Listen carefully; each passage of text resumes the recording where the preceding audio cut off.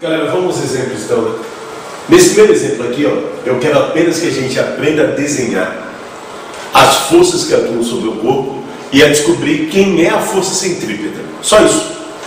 Eu tenho aqui um corpo girando no plano vertical, sobe e desce, e eu quero saber em cada ponto aqui, ó, A, B, C e D, depois a gente vai ter um ponto E, beleza? Quem é a força centrípeta? Só quem é, tudo bem? Para saber quem é a força centrípeta, ó, eu tenho que primeiro desenhar as forças. Um corpo girando aqui no plano vertical, na Terra, ele vai ter sempre atuando para baixo, isso, boa, o peso. Certo? Peso, ó, sempre vertical, para baixo, apontando para o centro da Terra. Cara, como tem cordinha, né? Vai ter aqui uma força na direção da corda que puxa o corpo. Vai ter aqui uma tração, uma tensão. Vai ter aqui uma tensão. Tensão. Sempre na direção da corda. A tração é uma força feita pela corda. Beleza? E tração. Ok? Desenhar as forças, ó, sem atrito, com ar, tá? Vamos ver, ó, quem é a centrípeta em cada ponto. Quem é a centrípeta no ponto A, no ponto B, no ponto C e no ponto D. Ok? No ponto A, centrípeta é sempre a resultante na direção do raio, né? Então a gente tem que olhar aqui, ó, quem é a resultante na direção do raio. Como que é o raio? O raio no ponto A é vertical, né?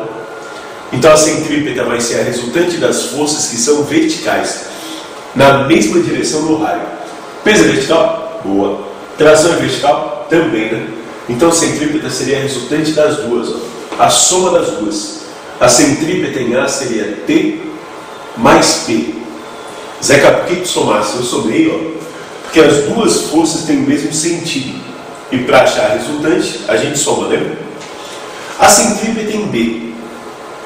Galera, a gente tem que olhar primeiro o raio, né? Aqui em B o raio é horizontal. Certo? E olhar quais são as forças, então, que estão na direção horizontal. Tração horizontal. Então, tração, beleza. Tração a gente vai usar para calcular a centrípeta. Peso é vertical. Peso não tem nenhuma componente na direção do raio. Peso não tem nenhuma componente horizontal. Então, para calcular a centrípeta, o peso não entra.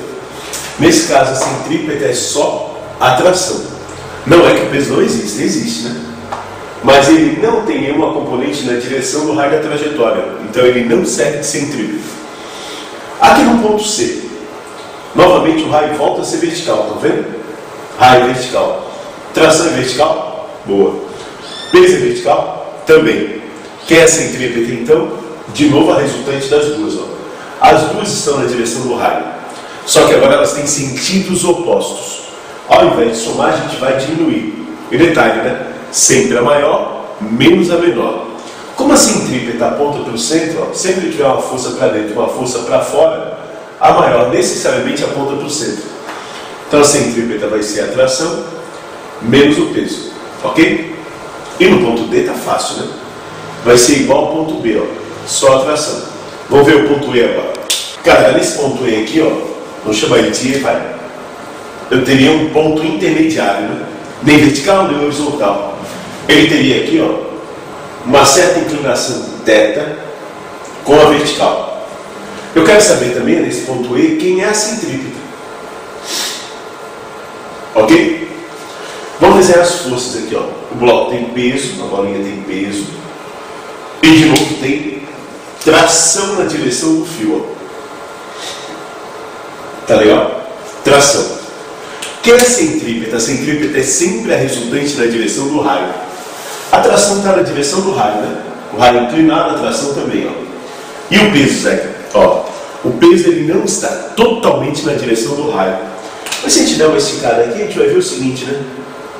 Que o peso tem sim, ó, uma componente na direção do raio. Vai ter aqui uma componente PX. E aqui, ó, vai ter uma componente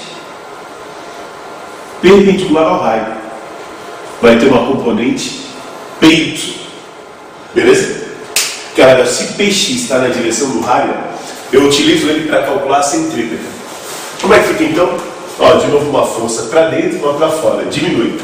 Sempre a maior aponta para dentro, lembra? Então a centrípeta vai ser tração menos PX. Se quiser achar o PX, né? Se esse ângulo é θ, esse ângulo aqui ó, também é θ. Essas duas retas são paralelas, tá vendo? Aqui também então é θ. Ok? PX está com um θ encostado nele, né? Então PX seria P cosseno de θ. Substitui aqui ó, e calculo o que ele pediu.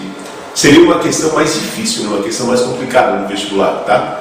Não uma questão que normalmente aparece. As questões normalmente são mais simples. Galera, no esquema abaixo, considere que a curva possui raio de 1000 metros e que o coeficiente de atrito estático entre o carro e a superfície vale 0,25.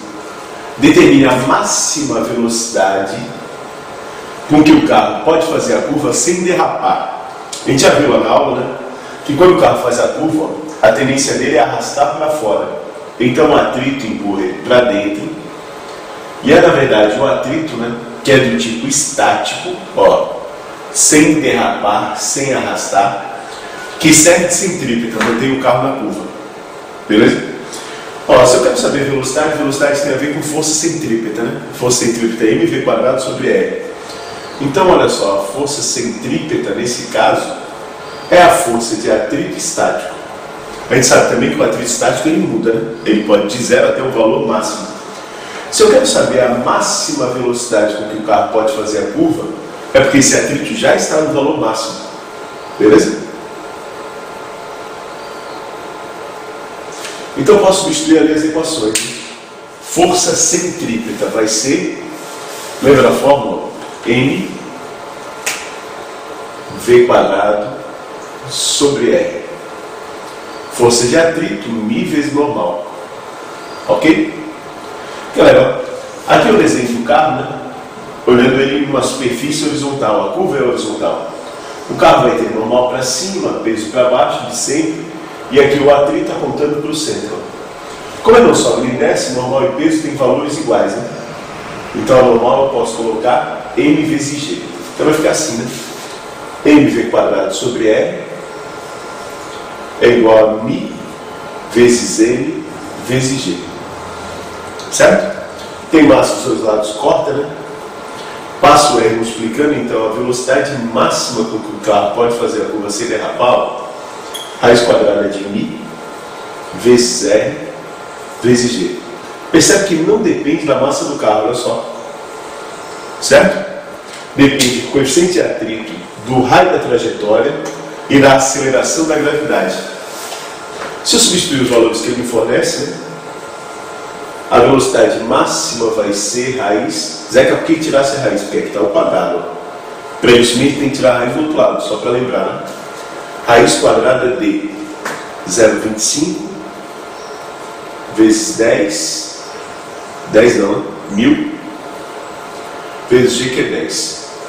Velocidade máxima, então, raiz de 2.500. Isso vai dar 50 metros por segundo. Ok? Galera, vamos supor que isso aqui é um segundo item da mesma questão que a gente fez anteriormente. Tipo, item 1, item 2, uma somatória. Então, são os dados são mesmos. Né? No esquema abaixo, considere que a curva possui raio de 1000 metros. E agora, que o carro possui velocidade de 10 metros por segundo. Determine a componente da força de atrito sobre o carro, que aponta para o centro da trajetória. Ele fornece aqui a massa do carro, 1000 kg. Tá legal? Lembra que o coeficiente de atrito, né, era 0,25, que a gente viu na questão anterior. Aqui o cara às vezes quer uma dúvida, né? Ele não sabe que equação utilizar para calcular a força de atrito. Como ele tem todos os dados, ó, ele pode se empolgar, né, e tentar achar o atrito assim, ó. Atrito é μ vezes normal. Zeca, está certo isso? Ó, esse atrito aqui que segura o carro na curva, né, que aponta para o centro da trajetória, é o atrito estático. Essa fórmula aqui, ó, se você olhar lá a aula de atrito, ela serve apenas para calcular o valor máximo que o atrito pode chegar. E como a gente viu na questão anterior, né, o carro só vai usar o atrito estático máximo quando a velocidade dele for 50 metros por segundo. Beleza? Então essa equação aqui, ó, não pode ser utilizada quando a velocidade é só 10. Entendeu? Sim? Beleza? Essa equação aqui, ó, só poderia ser utilizada quando a velocidade é 50. Zé, como é que eu faço então? Ó, tu sabe que o atrito serve de centrípeta, né? O atrito vai ser só o suficiente para o carro fazer a curva. Então, nesse caso, o atrito seria, ó, mv² sobre R. Só o que precisa. Então, o atrito vale. A massa do carro ali é quanto? 1000, né? O raio da trajetória também é 1000. Vai cortar, né? 1000. Velocidade é 10 ao quadrado sobre 1000. Ok? Corta, corta. Tá vendo? Tá vendo? Então, o atrito nesse caso vale só 100 newtons.